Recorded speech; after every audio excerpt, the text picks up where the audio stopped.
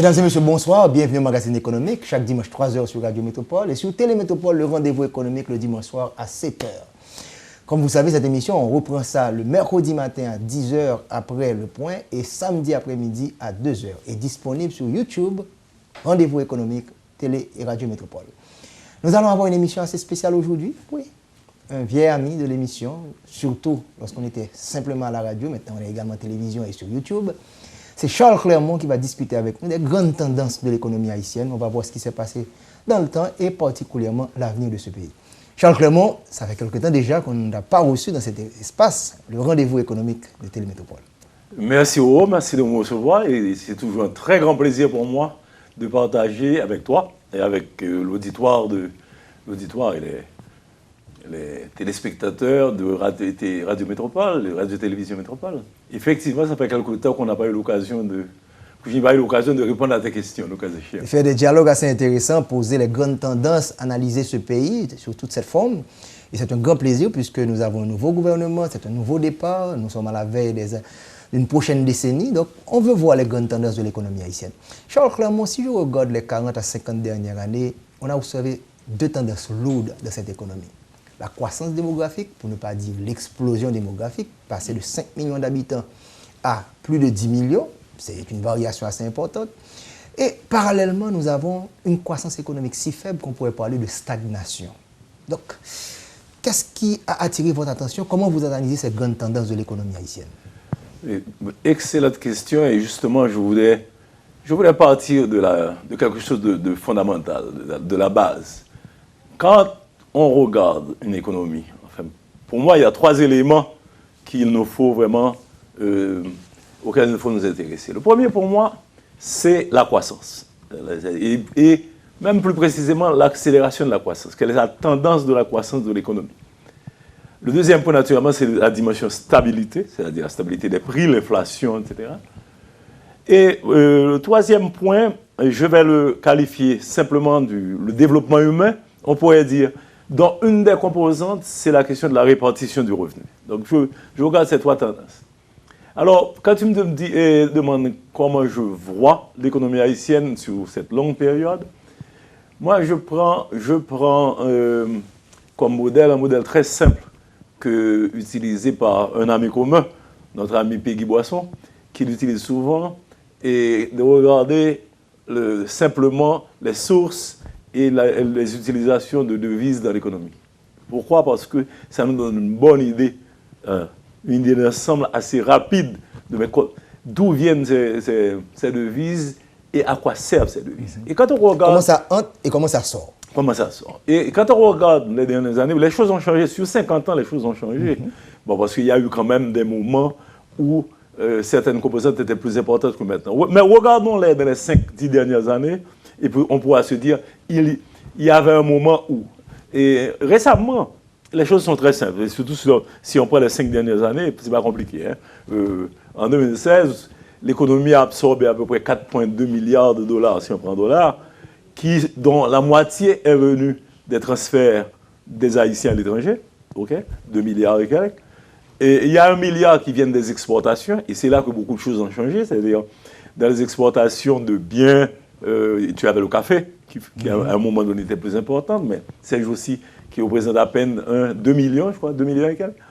Tu as l'huile essentielle, certains produits, des fruits de mer, etc. Mais maintenant, aussi, aujourd'hui, tu as l'exportation ou la valeur nette de l'exportation, de l'habillement et tout ça. Ça nous donne grosso modo, les 2-3 dernières années, 1 milliard. Et maintenant, le reste, c'est quoi? C'est les sources externes qui sont en général des dons, pas beaucoup d'investissements, justement, étrangers, et d'autres sources de ce genre. Donc, ces 4 milliards se divisent comme ça. Et si on regarde, par exemple, moi, je prends les 5 dernières années, disons, après le tremblement de terre, qu'est-ce que tu observes? Il y a eu 1 ou 2 années de croissance relativement supérieure à la démographie, parce que tu as posé un problème sérieux, qui est celui de la démographie. Et, par exemple, 2013, et on peut les retracer au fait que, bon, il y avait un surplus, un certain montant qui venait du programme Petro-Caraïbes. Maintenant, c'est le contraire qui se passe. Donc aujourd'hui, comme tu parles de nouvelles conjonctures, et le nouveau gouvernement arrive à un moment où cette source, si elle n'a pas tari, elle est presque à zéro. Donc les choses se présentent de cette façon. Autrement dit, quand on regarde tout l'économie haïtienne, et il faut constater que nous avons, il faut se poser la question, ok, et quelle maîtrise avons-nous de nos sources de devises? Et bon, et celles qui viennent des Haïtiens et vivent à l'étranger, bon, et on n'a pas de maîtrise dessus, mais en fait, c'est une population qui existe et qui année après année, alimente l'économie haïtienne. Maintenant, en ce qui a trait maintenant aux exportations d'un côté, biens et services d'un côté, et en ce qui a trait maintenant aux sources de l'aide, de la coopération internationale, etc., ces choses-là varient substantiellement. Et donc, il y a une certaine forme de dépendance de l'économie de ces variations-là. Okay? Mais ce qu'on doit constater, quand on prend la longue période, c'est que, et je me souviens avoir écrit pour l'encyclopédie en 2004, et une référence à ce drame qui s'était produit en 1980-81 de Cayo Lobos. Et justement, je ne sais pas si tu te souviens à l'époque, mais les gens regardaient l'économie haïtienne, une économie où les ressortissants non seulement partaient, mais on disait préférer les dents des requins à rester sur place. Bon, quel que soit le cas de figure, la vérité c'est qu'il nous faut trouver une manière pour vraiment obtenir et provoquer ce que j'appellerais, c'est pas moi qui l'ai dit en premier, une révolution de la croissance. J'emploie le terme que le président de la Unibank, Carl avait utilisé récemment et une fois dans une réunion du secteur privé. Et moi, j'interprète quand il dit révolution de la croissance de la manière suivante. Et c'est là justement que je veux parler d'entreprise, je veux parler de finance, parce que je dis qu'il nous faut trouver une manière différente, il nous faut trouver une forme pour que ce pays, cette nation, puisse prendre en main sa croissance et provoquer. Et je ne vois aucune autre manière de le faire que d'accélérer la création d'entreprises et faire croître le nombre d'entrepreneurs. Et il faut partir à la base. Nous avons besoin pour cela, et j'en parlerai après, d'une éducation financière de base et une éducation entrepreneuriale de base. Bien. On a commencé au niveau macro. Vous avez fait pour nous les flux de devises, la balance des paiements, à savoir tout ce qu'il y a comme exportation, importation, tout ce qu'il y a comme mouvement de capitaux, et qu'il y a également comme dons qui entrent dans ce pays. Petro-Caribé, qui est également un financement du budget. Donc, on a vu ce qui s'est passé et les relations de devises que vous avez bien dit. Vous avez vu également les finances publiques, à savoir les entrées et les sorties, tout ce qu'il y a en quelque sorte. Et nous allons certainement arriver à l'aspect micro. Qu'est-ce qui alimente tout ça? À savoir l'entrepreneuriat, l'éducation financière. Mais avant d'y arriver, ingénieur, mécanicien de votre état, vous avez attiré un aspect physique. Vous avez parlé d'accélération. J'aimerais revenir à ce qui se passe au niveau démographique. Il y a une accélération, je pourrais dire, au niveau de la croissance démographique. Ce n'est même pas une vitesse constante, ça a connu une certaine accélération. Parce qu'on n'a qu'à prendre une voiture pour voir, lorsque vous accélérez, la vitesse augmente. Et parallèlement, au niveau économique, pour nous amener dans quelques instants à l'aspect entrepreneuriat, eh bien, il n'y a pas eu de vitesse. Il y a une stagnation, c'est comme si le véhicule est stop. Donc, pas d'accélération, puisque si la vitesse est nulle, donc on va voir ce qui va se passer au niveau d'accélération. Donc, comment faire comprendre aux autorités publiques, à tous ceux également qui sont dans les affaires, lorsqu'il y a ce déséquilibre entre l'offre et la demande, l'offre soutenue par l'économie, la demande par la démographie, tous ces déséquilibres qui posent problème pour l'économie haïtienne. C'est le schéma que vous avez fait pour nous, mais essayons d'avoir une idée pour les autorités publiques pour voir les grands défis sociodémographiques qu'il y a. La démographie, c'est certainement une question extrêmement sérieuse qu'il nous faut traiter. Et je voulais faire deux remarques à ce sujet. La première remarque, c'est que oui, d'une manière générale, on a un taux de croissance relativement élevé. Et maintenant, le deuxième élément intéressant, c'est les migrations internes de la population, c'est-à-dire la migration vers les villes, l'urbanisation croissante de l'économie. Et ce sont des phénomènes qu'on ne peut pas traiter de problèmes. Certaines personnes pourront les traiter de problèmes, mais qui sont à la fois problèmes et opportunités. Parce qu'il y a, mais il faut leur trouver un cadre. Par exemple, on te dit que l'urbanisation facilite la provision de services, etc. Mais faut-il que tu aies cette provision de services? Maintenant, quand tu as une migration rurale, la question posée d'être, dit, bon, normalement, ça veut dire que, est-ce que ça s'accompagne ou pas d'une certaine productivité au niveau du secteur agricole? Et, tu vois, je pense que quand on examine toutes ces choses-là, enfin, moi, personnellement, quand je regarde la croissance, je me dis, bon, la croissance dans tous les pays du monde, enfin, dépend de quoi? Deux éléments essentiels. La formation de capital, l'infrastructure et investissement dans l'économie, et aussi du capital humain et de la productivité de ce capital humain. Ce sont ces deux éléments-là qui interviennent.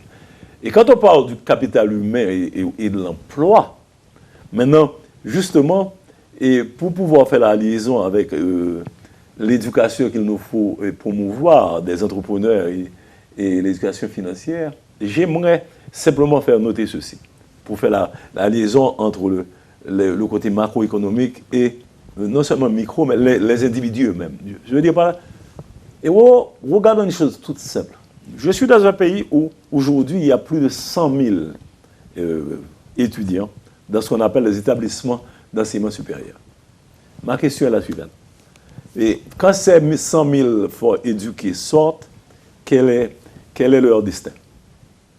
Regardons-le en utilisant un cadre que tu connais bien, que nous connaissons bien. Je rappelle pour le téléspectateur et l'auditeur, le cadre du cash flow de Robert Kiyosaki. Kiyosaki te dit que dans toute économie, quand on regarde une personne, tes revenus te proviennent de 4 sources éventuelles. Le premier cadran, celui du nord-ouest, c'est l'emploi. Et le sud-ouest, c'est le travail autonome, c'est-à-dire le self-employed.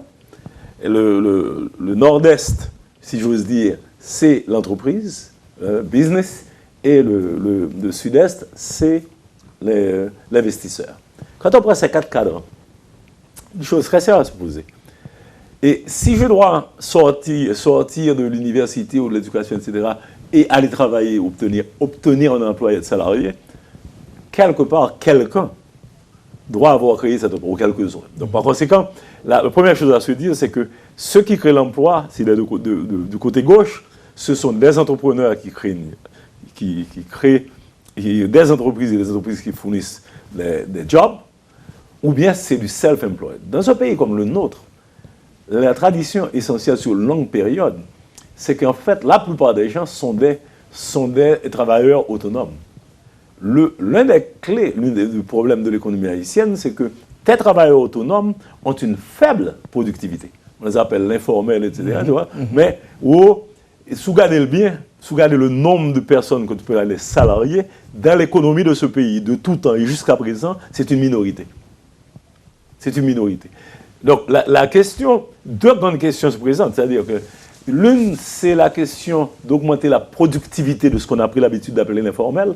L'autre, c'est d'avoir une base entrepreneuriale suffisamment large pour capable créer le nombre d'emplois suffisant avec la productivité suffisante qui va te donner cet élément de croissance. Dernier point sur lequel je voulais insister, parce que j'étais entendu un débat, il y a eu un débat récemment sur cette question de la productivité de l'économie. Il y a une chose très simple, hein, c'est que si vous prenez une économie comme celle des États-Unis, tu prends tout le XXe siècle américain, la productivité en général augmente relativement lentement, mais avec une tendance croissante, une tendance permanente à la croissance, si j'ose dire.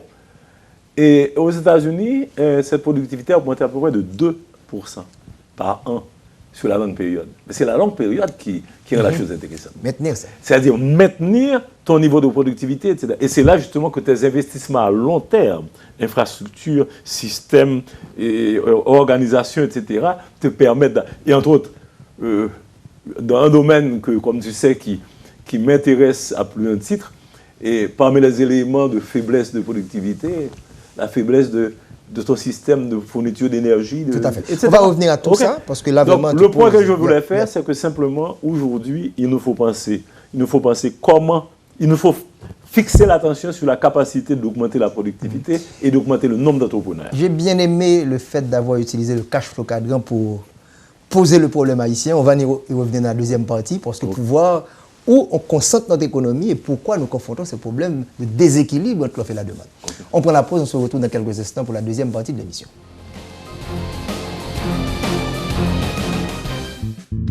Oh, chérie, ou trompé canet? Et pour gen goud nan meyon et puis c'est à qui on canet dollar op sorti? Ah, ou connaît chérie? Dollar monté. Moi gen ti l'argent goud, moi pas besoin tout de suite. Alors, pour m'pa perdi, m'a changer goud moi en dollar? Ah non tichou, pas fait ça. Comme si ou pas qu'on obligation BRH? Obligation BRH. Ça lié. Obligation BRH là, c'est un nouveau produit la gen dans la ria qui mette plus cob dans poche nous. La remplacer cob ou ka perdi sous goud là si au cas dollar a monté dans 3 mois et en plus n'a joine 7% intérêt clé par année. Tant que si vous avez 50 000 gouttes journée jodi ou ka acheter $800 avec. Dans 3 mois, ou a toujours ka acheter même $800 et puis ou a bien presque 900 gouttes d'intérêt en plus. Ça dit là, 7% intérêt et puis en plus si tu as couvrir valet goud ou perdi ya. Mais oui, pour petit 7% par année. En plus, l'argent protégé des affaires dollars qu'a ple démonter. Bons amis William, fait que sauter renouveler là pour 3 mois encore. Oh, malé chérie. M'bral lage comme dans obligation BRH là. Obligation BRH, c'est tant coup papier tête. Yo garanti, yo pas perdu valet. Yo protégé aussi au cas de la ta montée. Mandez yo dans banque Paola, dans coopérative Paola ou bien al dans n'importe institution qui partenaire avec BRH dans programme ça. Jodi a nous besoin 70 gouttes pour $1 américain, alors que ça gen 20 ans nous te besoin seulement 16 gouttes pour $1. Ça gen 30 ans nous te besoin 5 gouttes pour $1 américain. Qui ça qui explique dégringolade ça? Gen une loi économique qui prouve plus ou besoin yon bagay, c'est plus valeur l'augmenter. Et moins ou besoin, c'est plus li perdre valeur. Si par exemple dans yon marché, gen 100 moun qui besoin d'avocat alors que gen seulement 10 grains d'avocat. Ça a fait prix d'avocat à monter. C'est même genre tout, si gen 100 grains d'avocat dans marché alors que gen seulement 10 grains moun qui besoin d'avocat. Ça a fait prix à descendre. Loi ça a relé loi offre avec demande. Goud là c'est un coup n'importe qui produit lié. Si pas gen demande pour li, valeur li a baissé. Faut que l'autre nation besoin goud là pour ka gen valeur. Et pour ça fait, faut que Haïti ta vendre produit au son bay service à l'autre pays. Mais ça pas fait parce que pas gen production dans pays a. Ça vient faire exportation non petit pendant nous importer en pile. Pour l'année 2016 là, Haïti importé pour $4 milliards alors que nous exporté pour seulement $1 milliard. Nous importé 4 fois plus que nous exporté. Avec chiffre ça yo, goud la toujours continuer perdre dans valeur. Qui donc nous besoin $, pour acheter rad, machine, manger et tout l'autre bagay nous importer. Si nous pas gen touristes qui rentre venir dépenser l'argent dans pays ya, si pas gen investissement direct et surtout si nous pas produit pour tête par nous et puis pour exporter, goud la fin carré dégringoler. Les campés bas côté, la défense intérêt, la fais affaire marché, toujours Jean ou tablé, ou toujours faire confiance, passer le bas ou performance, ou satisfait sans man, l'op c'est client Sogé Bank,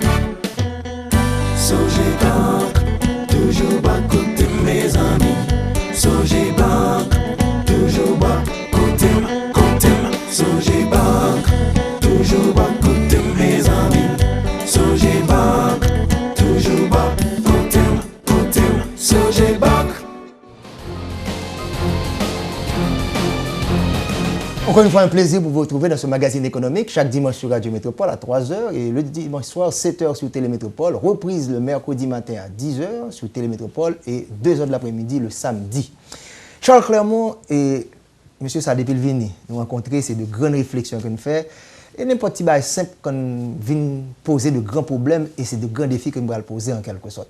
En fait, Charlie avait, à travers Radio Métropole en particulier, Cashflow Cadran, Robert Kiyosaki, des gens qui disent ah, heureusement, tu comprends Cashflow Cadran, par contre, qui ça fait pour vivre. Donc, Charlie m'a profité du même si vous ne pouvez pas recevoir dividende dans le business, mais je suis très content du travail que tu as fait pendant des années.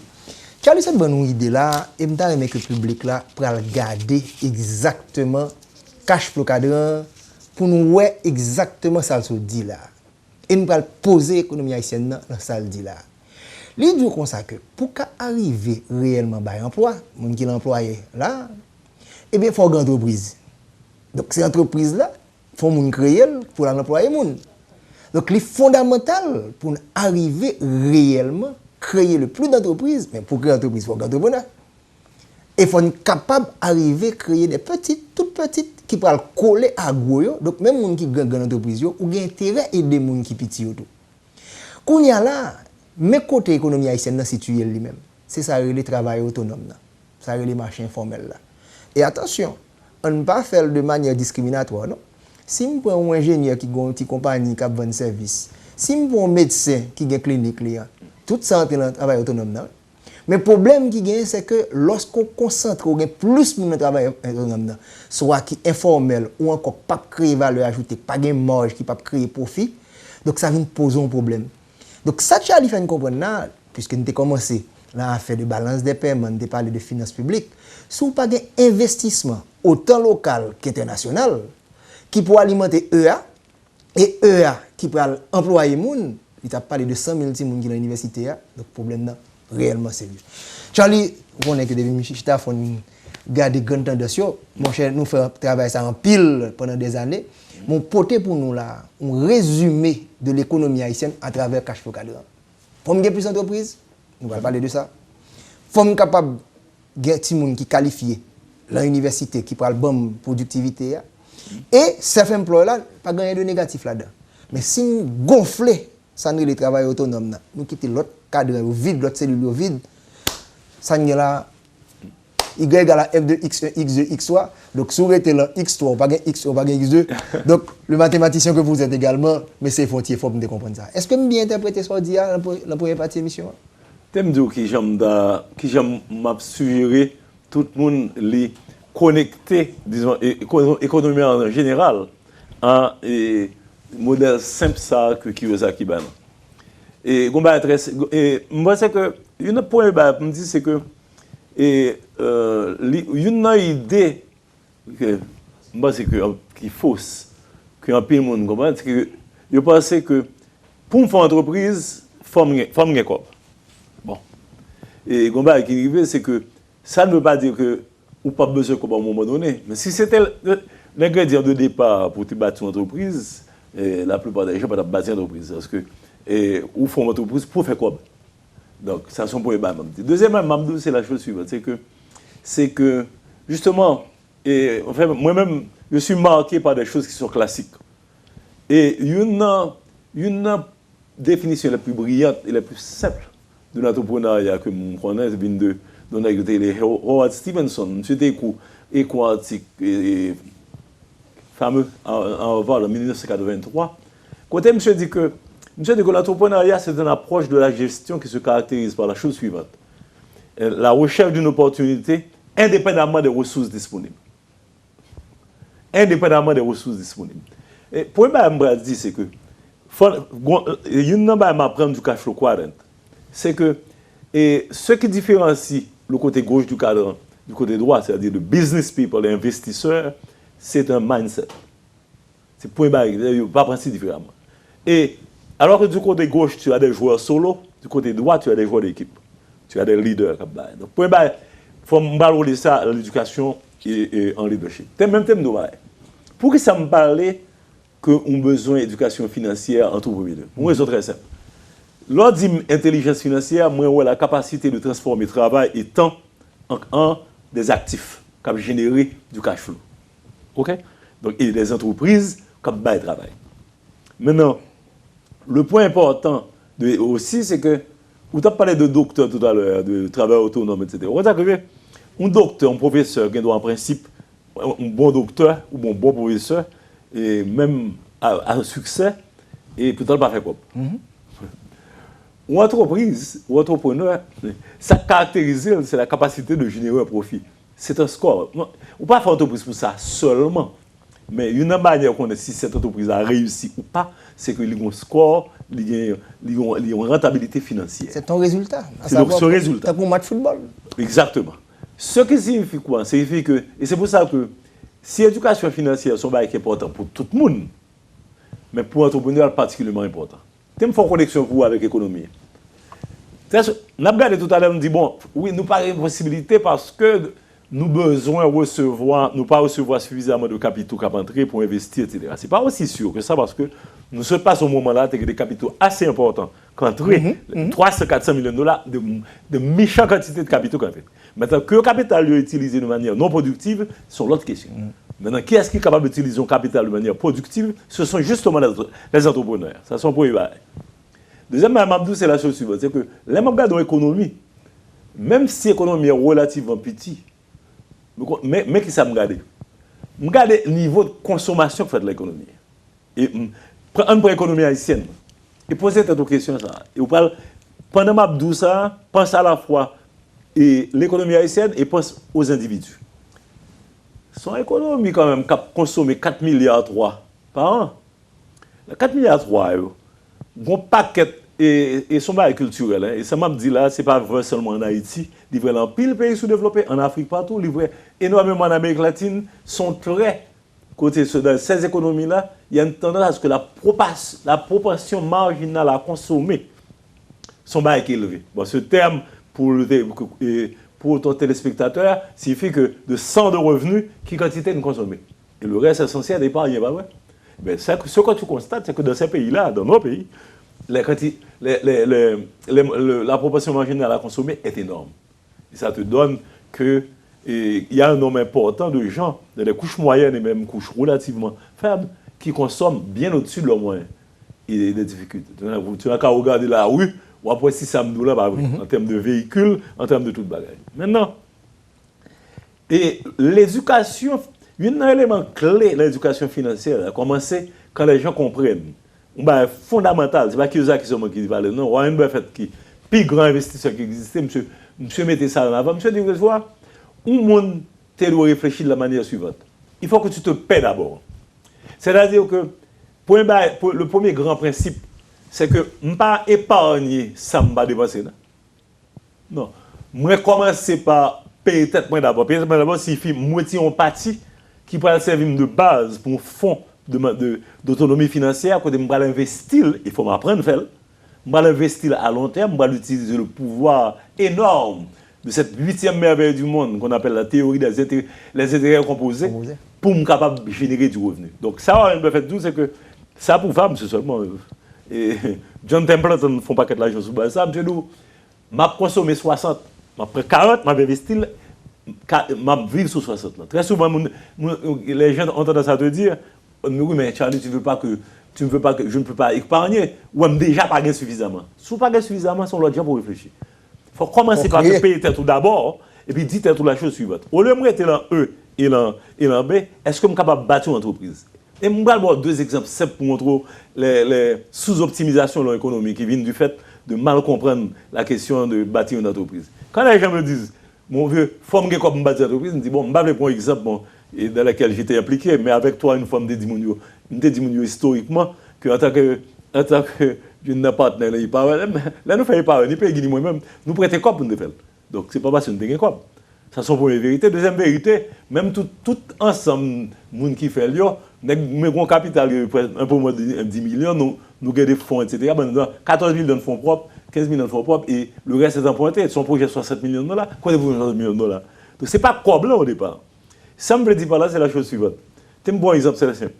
Vous avez des gens qui forment une équipe, des amis par exemple, 4, 5, 6 amis. Il y a un qui dit, mon cher, je vais monter un business, même pas de quoi. Je ne sais pas de quoi, pourtant, parmi les amis, je suis capable de avoir un ami à côté, qui est en groupe, c'est des gens que s'il te vient dans un projet bien conçu, etc., il est capable de monter une équipe, donc, travail d'équipe. Il a battu une équipe et dit m'a battu une entreprise et il obtiendrait éventuellement au moins le capital de départ, de seed money. Donc tu vois, le point que je veux faire, pourquoi je parle d'éducation, c'est que je pense qu'il y a une question d'être mal informé qui fait ou bien mal comprendre les concepts. Et une des concepts les plus mal compris, c'est l'argent. Alors nous avons deux éducations là, éducation financière, éducation entrepreneuriale. Absolument. Tu as parlé de mindset, état d'esprit. Absolument. Bon, Charlie, c'est pas seulement en Haïti, parce que Kiyosaki me dit pas équilibre là pour Haïti. Non. Moi, avant son page nous prêter, après, nous pas dire, nous pas faire un pile bagarre avec Kiyosaki. Voilà. Moi, avant, nous tire un pile de Kiyosaki, que peut-être, go université d'aller, pas de bon nous. Non. Maintenant, comment créer cet état d'esprit, ce mindset? Parce que l'éducation, on va dire, ah non, pas capable de mettre le temps pour un produit. C'est un produit qui est sur le marché. Gon moun k'ap offrir, gon moun k'ap mandel. Charlie, éducation que offre en Haïti pas gagné pour avec business là, avec investissement parce que là gon moyo les risques qui liés à tout de ça la prise de risque, éducation non pas appropriée pour ça. Tu as parfaitement. Comment changer cet état d'esprit? Comment aller dans la tête des enseignants, des directeurs d'école pour dire que je n'ai préparé mon yo, nous pas faire l'autre bagaille que la pauvreté et l'argent, nous pas dire qu'il pas sauver, nous pas capable chita pour parler l'argent mal tout le temps, l'argent pas bon, l'argent c'est ci, l'argent c'est là. Bien que si me demande pas bon l'argent pas yo. Mais comment modifier cet état d'esprit, ce mindset? C'est une très très bonne question.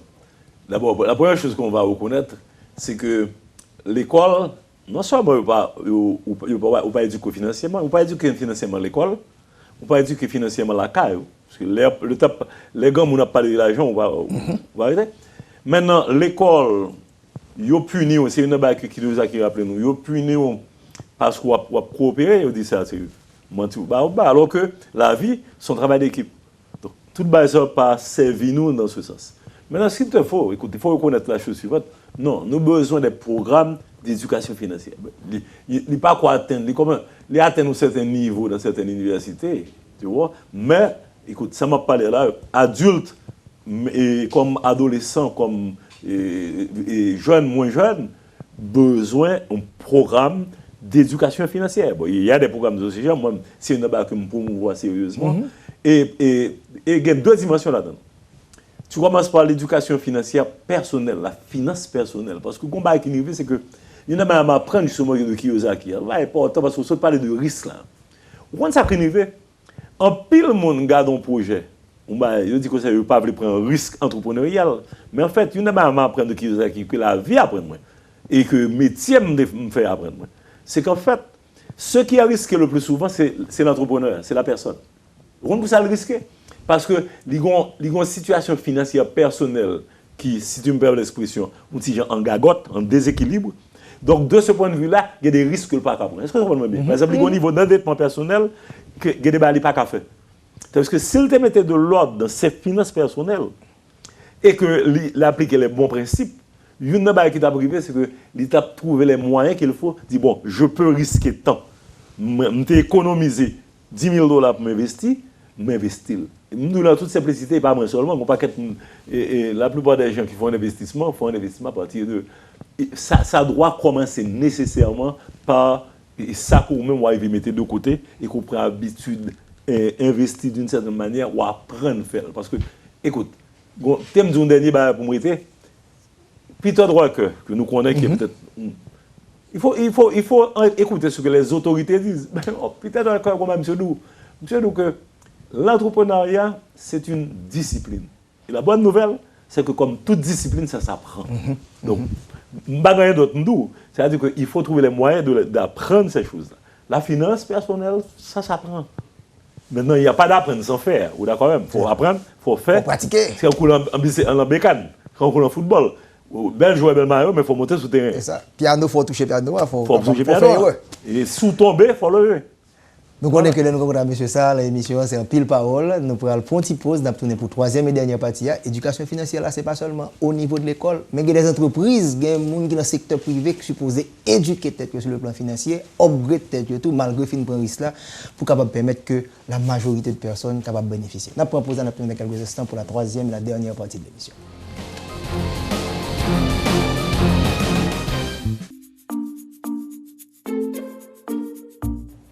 nous venons pour nous porter information pour le public là, sur produits financiers. Il y a un pile produits financiers dans la rue. Mais il y a une nous parler nous qui c'est obligation BRH. Pour qui ça m'a envie parler de produit ça? Parce que son produit qui a un pile avantage que tout le monde pas connaît. Qui ça obligation BRH là? Son contrat. Un contrat entre BRH avant. Contrat avait dit qui ça? Pour bail BRH Kobou, il est engagé pour le remettre tout Koblan dans 91 jours. Deuxième engagement BRH prend, la paye 7% l'intérêt. On prend un exemple. Sous place 1 million de gouttes aujourd'hui, dans 91 jours, BRH a pour remettre à peu près 17 000 gouttes d'intérêt. Mais BRH va faire un deuxième bagaille. Il va regarder qui taux de change aujourd'hui et qui taux de change vous contrat à finir. On prend exemple, goutte a perdu 10% valeur en deux dates. BRH va ajouter 10% sur 1 million de gouttes côté investir. Qui veut dire à l'échéance, vous allez recevoir 1 million de gouttes, vous allez recevoir 17 000 gouttes d'intérêt, plus vous allez recevoir 100 000 gouttes qui représentent 10% que gouttes l'ont perdu. En conséquence, si jamais gouttes l'ont perdu valeur, capital ou poursuivre pour faire, il n'a pas perdu valeur. Le fini, vous gagnez un intérêt qui a un niveau qui n'a pas existé sur le marché pour des produits financiers qui sont équivalents. C'est peut-être ça nous dit public là. Un produit tant qu'obligation BRH là, nous invitons le garder parce que pour nous c'est le meilleur produit pour capable commencer un portefeuille de placement pour capable protéger l'argent. Les campés à côté, la défense intérêt, la fais affaire marché, toujours Jean ou tablé, ou toujours faire confiance, passer le bas performance, ou satisfait sans man, l'offre c'est client Sogé Banque. Sogé Banque, toujours bas côté mes amis. Sogé Banque, toujours bas côté, Sogé Banque, toujours bas côté mes amis. Sogé Banque, toujours bas côté, Sogé Banque. Encore une fois, un grand plaisir pour le magazine économique Radio Métropole chaque dimanche à 3h et Télémétropole le dimanche soir à 7h. Toujours un plaisir depuis M. Savine, l'émission ça pour nous faire de grands débats et pour nous permettre que les jeunes soient capables de comprendre les grands défis. Mais nous toujours dit ça, ce n'est pas simplement pour les jeunes, mais l'éducation financière là, il faut update. Il y a des gens qui ont l'éducation financière à un moment déterminé, ils prennent un risque là, mais ils ne peuvent pas comprendre les grands défis qui gagnent en quelque sorte. Nous sommes expliqués. Et grâce à nous-mêmes, nous parlons en pile de Kiyosaki, nous trouvons que le stock de travail autonome nous trop élevé, il crée un déséquilibre dans le bateau. Nous n'avons pas gagné assez d'entreprises qui favorisent les employés. Comment pour nous favoriser le plus d'entrepreneurs? Comment créer ce mindset? Mais Charles, clairement, on connaît ça très bien tout.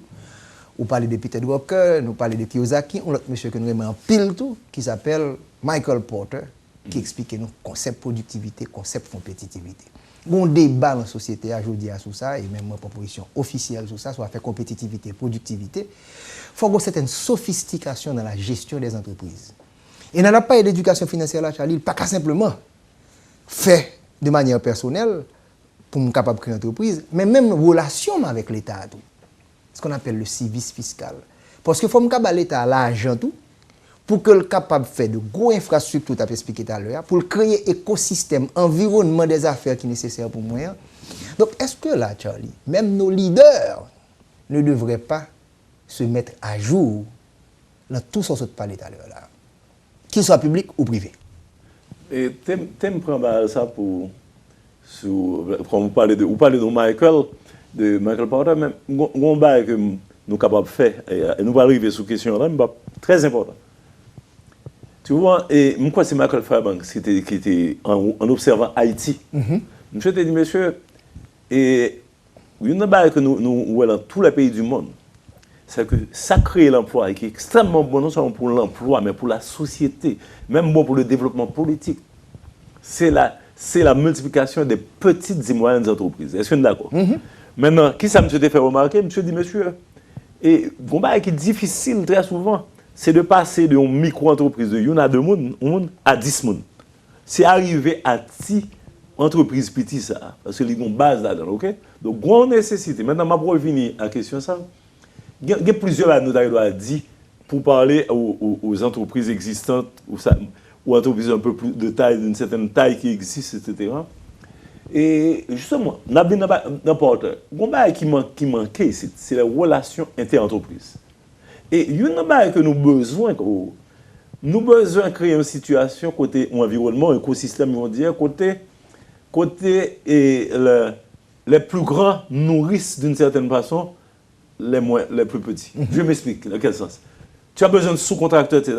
Par exemple, agricole, pour me dire, il y a une chose qui disparaît, ok? Il y a une chose qui arrive, c'est que quand tu avais dans un milieu une grande usine, hein, par exemple de tomates ou de et que tu as des petits producteurs qui ont base, ils ont débouché. Donc, il y a un débouché qui t'est créé, etc. Je ne vais pas faire parallèle trop loin, mais ce que je suis en train de dire, c'est que quand les entreprises travaillent et que tu as un certain type de relation inter-entreprise, tu as la capacité de générer des besoins que d'autres petites entreprises sont capables de satisfaire pour alimenter l'autre en des intrants qu'ils sont capables de produire. Donc, je pense que ça fait partie des choses qui, à mon avis... Un bon cas pratique, Charlie. C'est haïtien, ou prend exemple agriculture là, ou par exemple tomate là, on fait usine tomate là, et nous sommes très portés rien là, cluster, comment pour les gens qui produisent tomate là, capable de préparer tomate là, et le vendre dans l'usine, mais avant de arriver dans l'usine, capable de un paquet d'autres acteurs, les toutes petites entreprises. Ce n'est pas moi qui fais tomate là qui est obligé de transporter tomate là. Il y a une entreprise qui a transporté. Ce n'est pas moi qui fais tomate là qui est obligé de faire processing tomate là. Bien qu'on comprenne que ça. Et on était dans le cas Haïti, puisque Charlie n'est pas capable de faire théorie simplement. On prend sous-traitance qui a fait débat dans le pays d'Haïti aujourd'hui.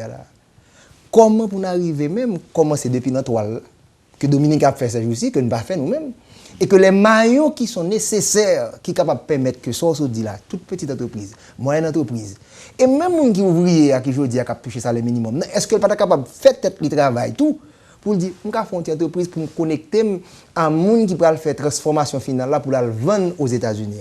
Comment créer cet esprit en Haïti pour ne pas avoir fait tout employé ou pas capable de traverser notre cadre qui est le business. Mais pas oublier que il y a tout un débat qui était fait depuis quelque temps sur la question d'évoluer vers du full package, etc. That's right.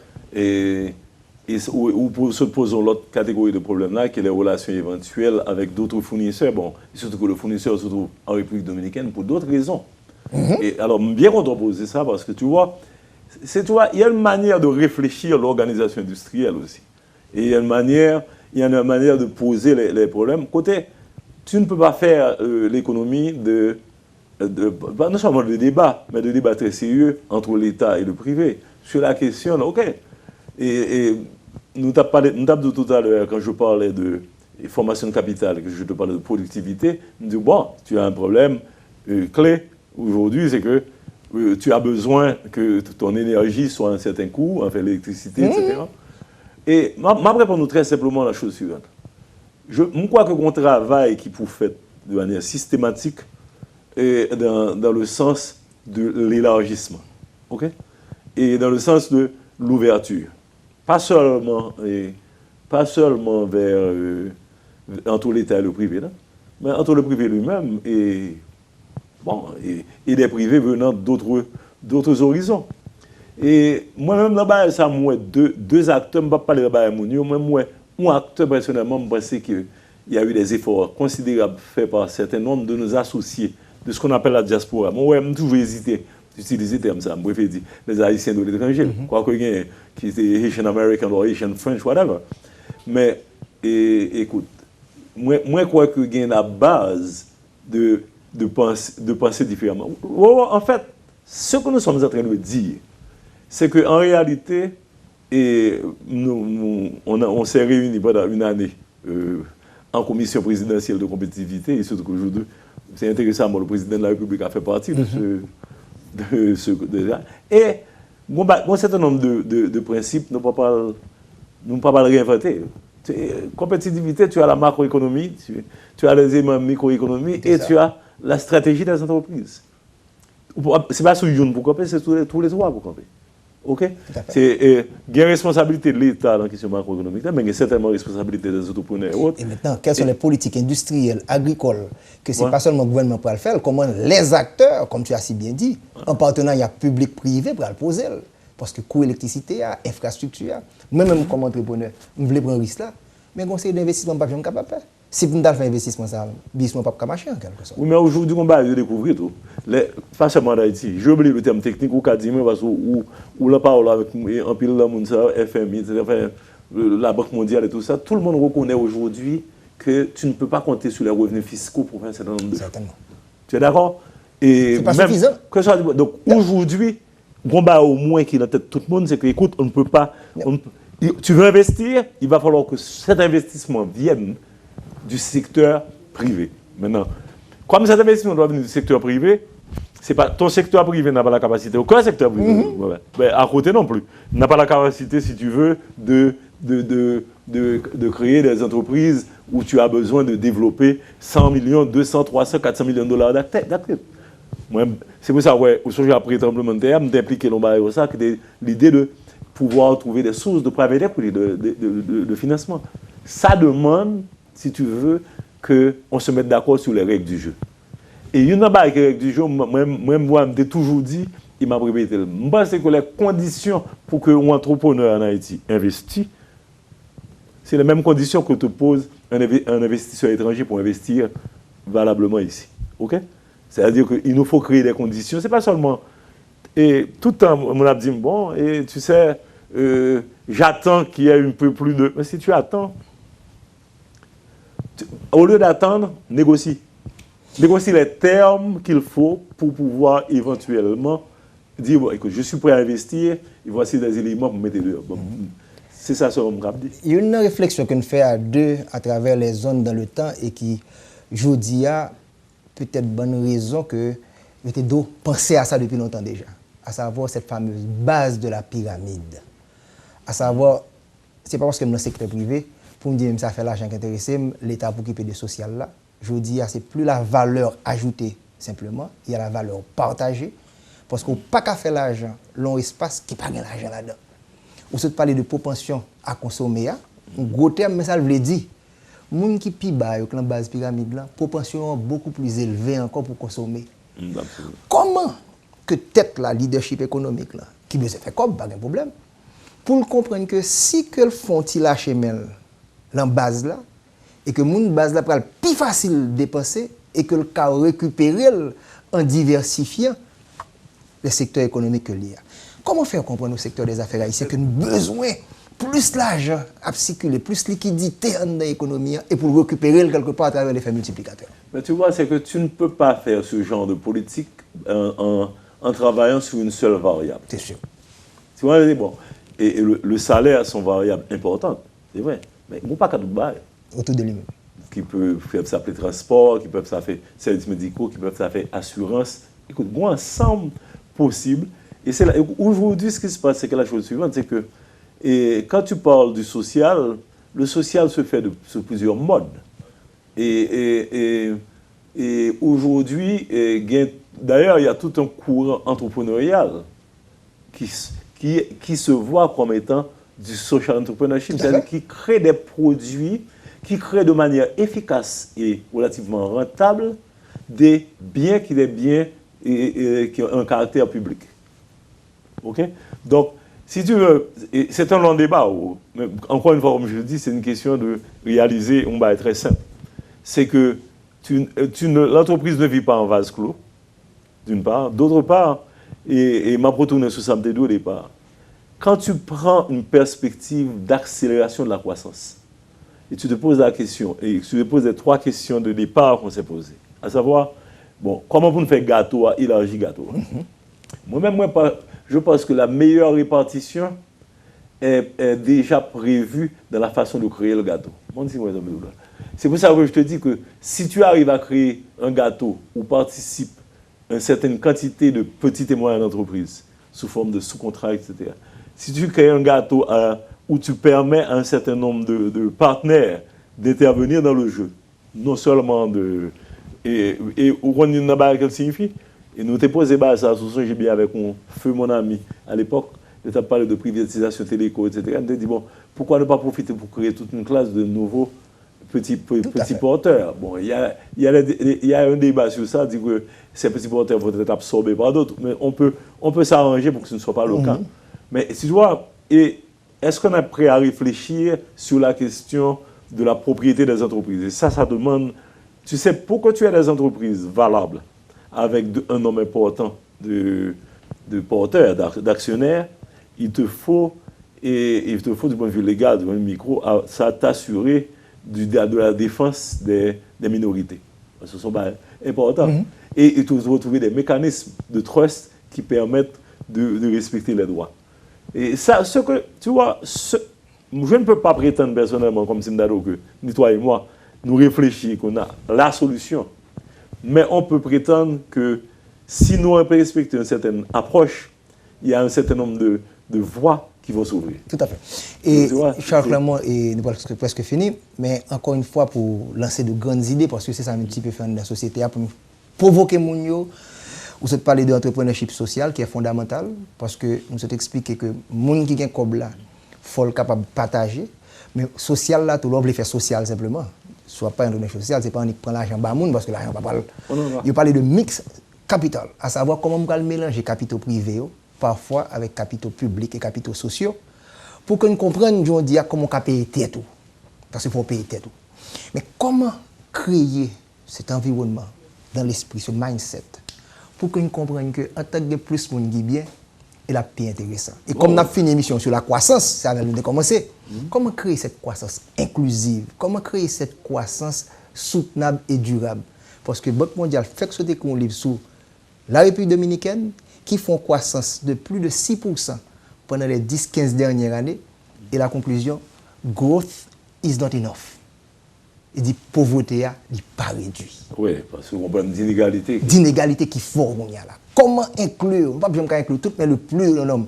Et nous avons fait schéma ça ensemble, on rappelle très bien comment changer la pyramide, tout au moins ça dans losange. On finit sur ça. Dit que you can change the mind of a nation. Il y a quand même beaucoup de travaux qui sont faits sur ça, et il y a des choses concrètes qui sont possibles. Mais moi-même, écoute, c'est que très souvent, tu te poses la question de bon, comment faire, comment est-ce qu'on va changer l'état d'esprit dans l'action. Dans l'action. Et une voie de cette action-là, en voie avec une façon de considérer la communauté. Tu vois, je pense que je veux dire, il y a un moment de réaliser une chose très simple. C'est que tu crées une communauté quand tu arrives à attirer vers le centre des talents que si tu n'as pas de approche ça, tu as été marginal. Tu prends un mauvais exemple. Je ne vais pas prendre l'économie du tout. Je ne vais pas dire que je m'analyse déjà, mais que c'est un phénomène qui est intéressé personnellement en Haïti. C'est la réussite relativement brillante d'une partie de nos écrivains. Ouais. Les gens s'étonnent, et moi je suis très heureux, les gens s'étonnent de ce que, bon, il y a des écrivains là, que nous n'avons pas de grands écrivains haïtiens qui ont émergé. Oui. Moi, je pense que ça écrivain là, je me regarde bien, je retrouvé quand même, il y a eu des gens, je ne veux, tu pourrais les citer, bon, je pense au monde comme Anaïs, je pense, il y a un certain nombre de choses qui fait, que vous-même vous faites, il n'y a pas qu'être monde, il n'y a pas qu'être effort qui fait, qui veut, bon, un phénomène merveilleux qui fait, qui est la foire aux livres du Nouvel-Is. Écoute, tu sais, ça te montre que dans la mesure où il y a un élément de l'environnement, où tu crées un espace, tu vas voir émerger des talents et des qualités. Bon, tu vois ça, bon, c'est exemple, bon, même prendre comme exemple pour me dire. Anaïcha venait dans la compagnie là, c'est toi. Donc tout ça vient permettre. Tu as des éditeurs qui parlent. C'est pas par hasard. Et Nouvel-Is qui mettait pour ça. Porteur a expliqué dans l'économie, c'est même qui côté le clustering. That's right. Clustering is the name of the game. Autrement dit, si tu veux, d'une certaine manière, cluster n'est pas paroisse. Cluster est communauté. Comme c'est interaction. Moi-même, j'étais pris cet exemple parce que moi-même pensais que lui peut-être dicter nous l'importance de penser au pouvoir, parce que ça représente une communauté. Community is a great name. Et Je viens de discuter avec un de tes amis que je t'ai mentionné hier. Et nous avons un moment dans le pays aujourd'hui, comme ça, autant que moi, sinon mieux que moi, parce que tu es un homme de médias, il y a un besoin de la communauté que les gens se rapprochent. Il y a cherché même pourquoi se rapprocher. Il y a un besoin que les gens s'éduquent ensemble. Il y a un besoin de faire des choses ensemble. Donc nous n'avons pas à jouer pour nous. There is a need to belong to something. Donc je crois que personnellement, nous avons un moment côté si l'émission ça est capable de porter un bagage, ce serait que le monde commence à penser en termes de ouverture. Ouverture signifie ou quand on peut joindre l'ouvrir. C'est ça, c'est une caractéristique communautaire. Quand tu crées une communauté avec une certaine facilité pour que les gens viennent, moi ça peut arriver, tu as énormément de talents qui vont émerger, qui vont arriver au centre. Tu es dans la périphérie, tu es arrivé au centre. Pense à nos grands écrivains actuels, et pas de hasard. Et c'est un fait, et moi-même je pense que si crédit y a, ce crédit doit être trouvé ici, localement. Ce qui prouve, si nous besoin de prouver, ce que nous sommes capables de faire à partir du moment où ensemble, nous gardons une autre, nous disons, on peut. Nous sommes capables. Pour nous finir, bon petit crédit quand même pour ton ouverture, ta grande ouverture dans la jeunesse. Parce que nous connaissons des jeunes qui ne cabine pas de Charlie Clément, c'est comme si on ne pas connaît, donc c'est pour vous dire que c'est important et nous sommes capables de dire tout que. Et nous avons parlé d'éducation financière entrepreneuriale. Il faut nous comprendre qu'on a parlé de capital, ce n'est pas seulement l'argent. Il y a l'argent là-dedans tout. Il y a le capital physique, on en a parlé. Capital financier, c'est ça que l'argent. Le capital naturel, l'environnement, lorsqu'on mal gère, qui coûte ça gain et aspect financier. Le capital social, à savoir comment intégrer les gens. C'est une société qui n'a pas facilité tout ça.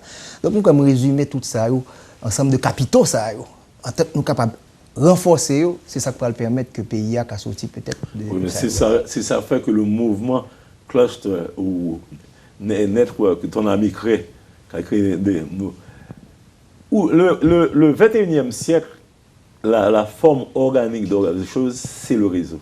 C'est-à-dire que les connexions. L'Internet.